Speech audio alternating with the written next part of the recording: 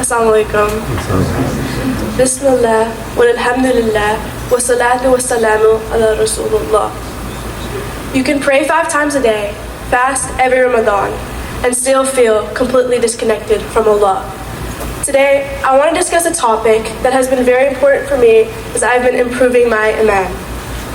For a long time, I viewed Salah as something to get done, as a task to be checked off. But when you approach Salah this way, you neglect its purpose. When we rush through it and focus on checking it off, we undermine its true purpose: to build a real, personal connection with Allah.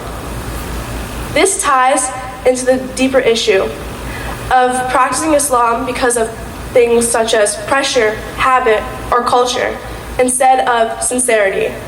It's easy to go through the motions. It's easy to do what everyone else around us does.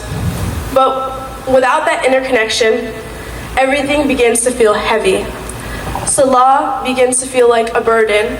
Fasting begins to feel like a chore. And Islam itself can feel like pressure.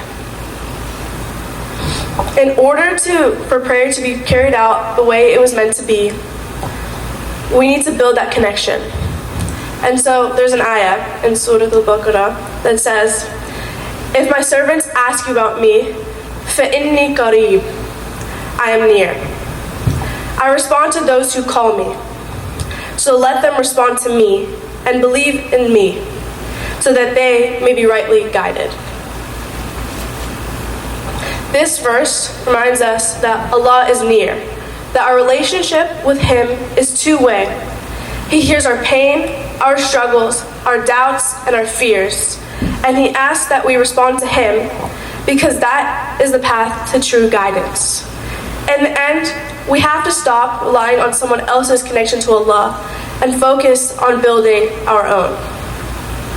I see a lot of the youth experiencing this, as I've heard young Muslims say that Islam is the religion of their parents instead of theirs, because their connection to Allah is through their parents instead of through their own hearts. But connection is something that can't be passed down. It has to be built by each of us through time, intention, honesty, and reflection. And there's another ayah that says, "When it is said to them, follow what God has set down, they say, we shall follow what we saw our parents or their parents following.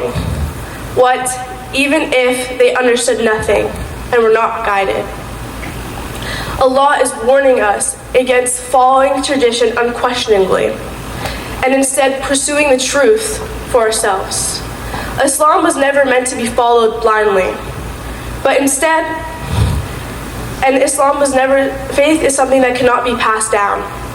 It cannot come from habit or community. It has to come from solely habit or community. It should come from understanding and sincerity. It encourages kids to think for themselves and build their own connection. Because questioning is not rebellion, but the pursuit of truth. And the power of the Quran is when you build that connection, it gives you support in both good and hard times. It gives you clarity, peace, and guidance. But when that connection is missing, and when the practices begin to feel empty, and you do them because you're told to, and not because you want to, you lose sight of its true meaning. Jazakallah khair. Assalamu alaikum.